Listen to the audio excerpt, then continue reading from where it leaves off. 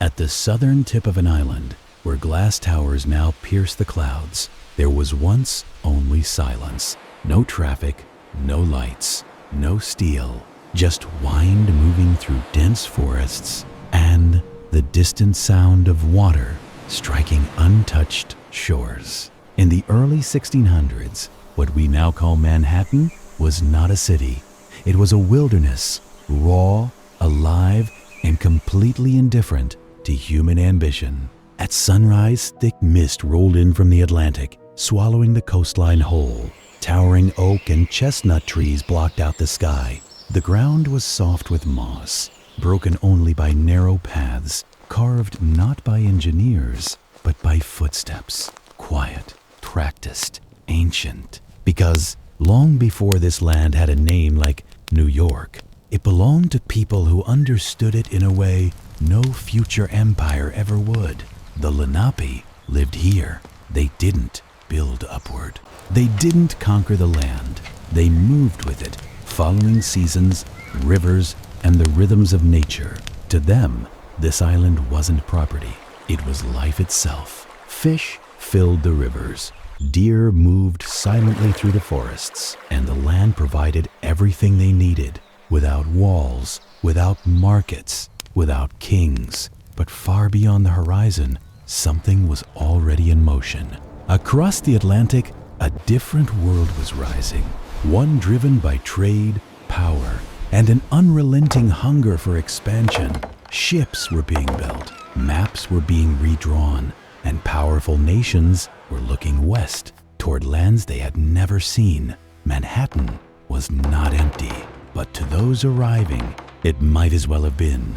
And soon, the first sails would appear on the horizon, not as visitors, but as the beginning of something that would transform this island forever. To understand the city that would one day become the center of the modern world, we must first witness the moment before it was touched, before the noise, before the skyline, before history changed everything. Because once they arrived, there was no going back. It began as a distant shape on the horizon, a sail, then another, cutting slowly through the gray waters of the Atlantic, unfamiliar and unnatural, against a coastline that had remained unchanged for thousands of years. To the Lenape, these ships were unlike anything they had ever seen. Massive wooden structures, carrying men who spoke in unknown tongues, dressed in heavy fabrics, armed with tools and weapons forged from a different world. In 1609, one of these ships, commanded by Henry Hudson, entered the waters that would later bear his name, the Hudson River. Hudson wasn't searching for Manhattan. He was searching for a passage, a shortcut to Asia that would bring unimaginable wealth to his European sponsors. But what he found instead was something else entirely. As his ship moved deeper into the river, the crew observed endless forests, fertile land, and waters rich with fish. To them, this wasn't just land. It was opportunity. The Lenape approached cautiously. Initial encounters were tense, but not immediately hostile. Trade began, simple exchanges of goods, metal tools, beads, and cloth for furs and local knowledge. Two worlds meeting for the first time. But they were not equals, because while the Lenape saw these newcomers as temporary visitors, the Europeans saw permanence, ownership, control. More ships followed, not explorers this time, but settlers. By the 1620s, the Dutch West India Company had established a permanent foothold on the island. They called it New Netherland, and at its heart, a small, growing settlement began to take shape. New Amsterdam, what started as a trading post, quickly became something more structured, more rigid. Wooden buildings replaced open land, docks extended into the water, and the rhythm of life began to change. For the first time in its history, Manhattan was being reshaped, not by nature, but by design. And with that change came something far more dangerous than ships or weapons. A new idea, that land could be owned, bought, sold, and that idea would alter everything. Because the most famous deal in American history was about to happen, and its consequences would echo for centuries. It sounded simple, a transaction, a peaceful exchange between two groups meeting on unfamiliar ground. But in reality, it was a moment of complete misunderstanding. In 1626, a Dutch official named Peter Minuit arrived in New Amsterdam with a clear objective: secure the island, make it official. According to historical records, Minuit negotiated with the Lenape and purchased Manhattan for goods valued at around 60 guilders, often simplified today as $24 worth of beads and trinkets. A deal that would later be called one of the greatest bargains in history. But that version of the story is dangerously misleading because the Lenape did not believe they were selling their land. They had no concept of permanent ownership in the European sense. Land wasn't something you could possess forever. It was something you shared, used, respected. So while the Dutch believed they had bought Manhattan outright, the Lenape likely believed they were granting temporary access, permission.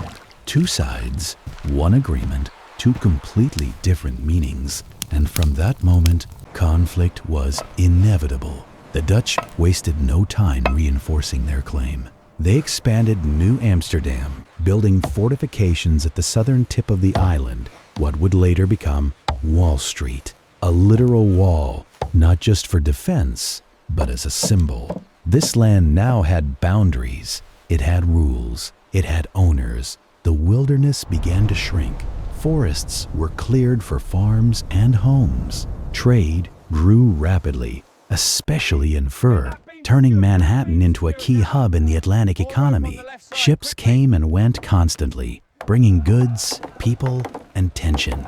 Because as the Dutch presence expanded, the Lenape were pushed further away from the land they had lived on for generations, not through one single act of violence, but through slow, relentless displacement.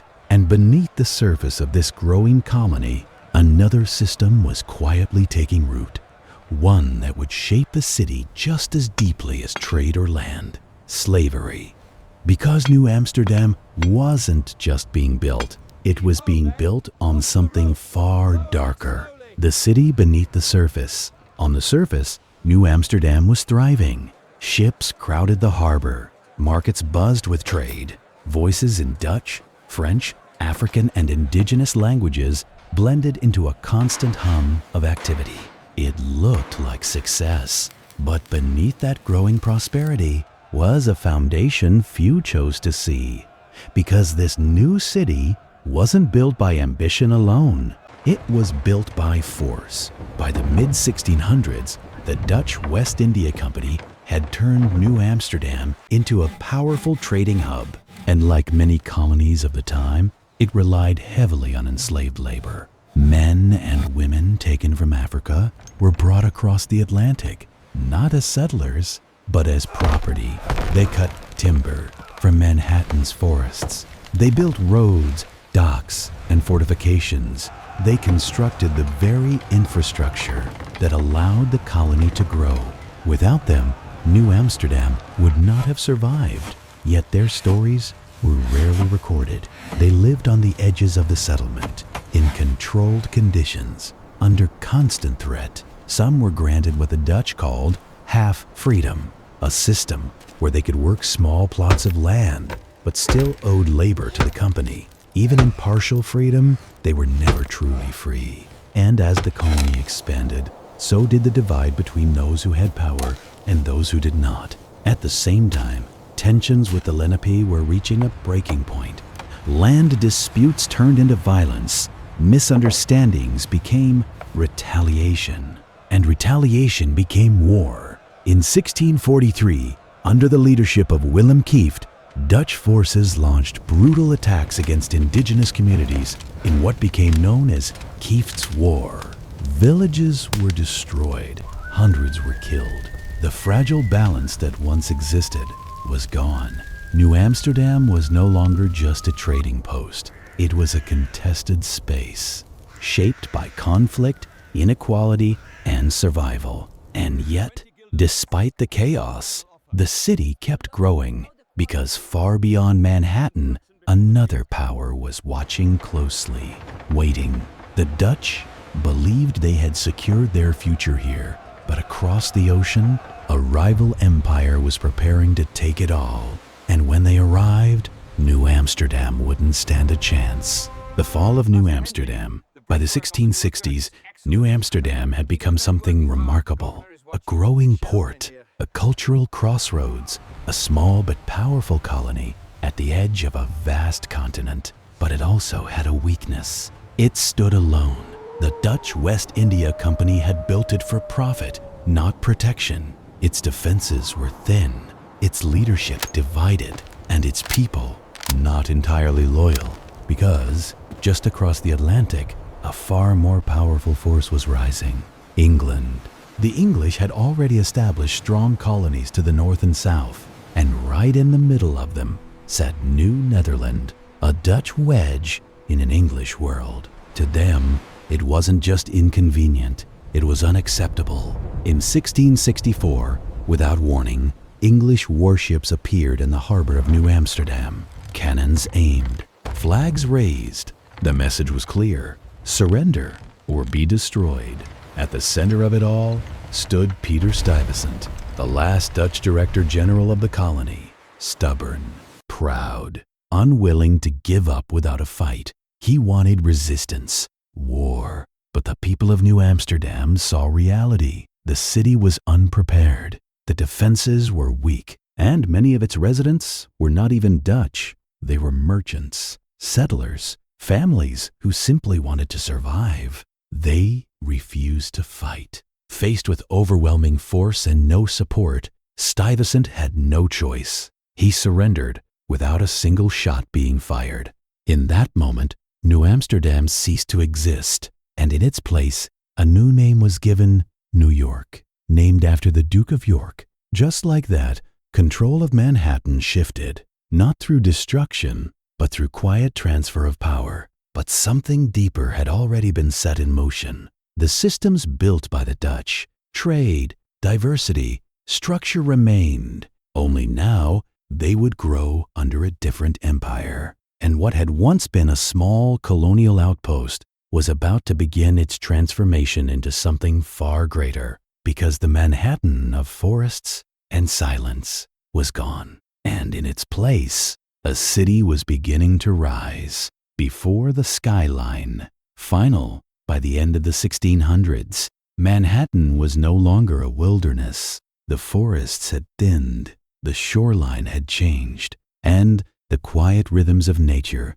had been replaced by something louder, faster, irreversible. New York was still small, just a cluster of buildings at the southern tip of the island, but the foundation had been laid. Trade routes stretched across the Atlantic. Ships arrived daily. Cultures mixed, collided, and reshaped one another. What began as a Lenape homeland, then a Dutch trading post, was now an English colonial city with growing ambition. And yet, if you stood there at that moment, you wouldn't see skyscrapers. You wouldn't see Times Square. You wouldn't see millions of people moving through streets of steel and light. You would see dirt roads, wooden houses, flickering lanterns in the night. A city not yet aware of what it would become, because the Manhattan of today, the one filled with glass towers and endless motion, was built